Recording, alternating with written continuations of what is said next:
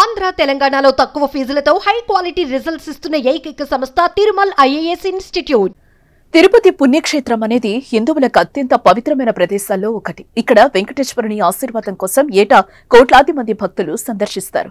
అలాంటి తిరుపతి లడ్డుపై కల్తీ ఆరోపణలు కలకలం రేపుతున్నాయి. ఏ వివాదంపై తెలుగు రాష్ట్రాల్లోనే కాదు దేశవ్యాప్తంగా కూడా చర్చ నడుస్తోంది. ఎంతో ప్రాముఖ్యతగాంచిన పవిత్రమైన తిరుమల లడ్డూలో జంతువుల కొవ్వు కలిపినట్టు సీఎం చంద్రబాబు ఆరోపించడం, దానిని ఎన్డీటీవీ ల్యాబ్ నివేదిక నిర్ధారించినట్టు టీడీపీ ఆధారాలు బయటపెట్టడం తీవ్ర దుమారమే రేపుతోంది. మరోవైపు ఈ అంశం రాజకీయ ఫైట్ కు తెరలేచింది.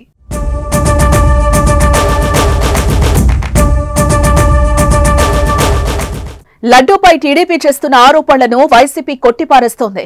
సీఎం చంద్రబాబుపై టీటీడీ చైర్మన్లుగా పనిచేసిన భూమన కరుణాకర్ రెడ్డి, వైవి సుబ్బారెడ్డి మండిపడ్డారు.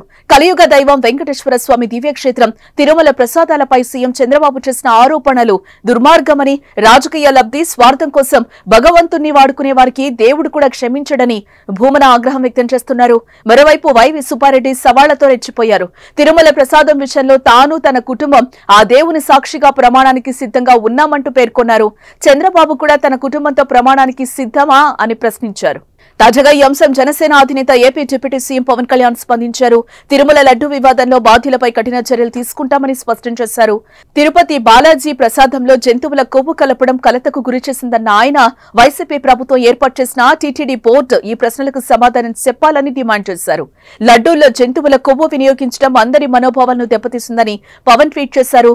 దేశంలోని దేవాలయాలకు సంబంధించిన సమస్యలను పరిశీలించేందుకు జాతీయ స్థాయిలో సనాతన ధర్మ రక్షణ బోర్డుని ఏర్పాటు చేయాల్సిన సమయం వచ్చిందని పవన్ పిలుపునిచ్చారు.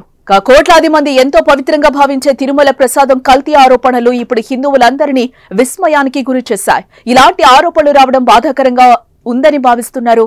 ఇవి తిరుమల పవిత్రతను దెబ్బతీస్తాయని ఆందోళన చెందుతున్నారు.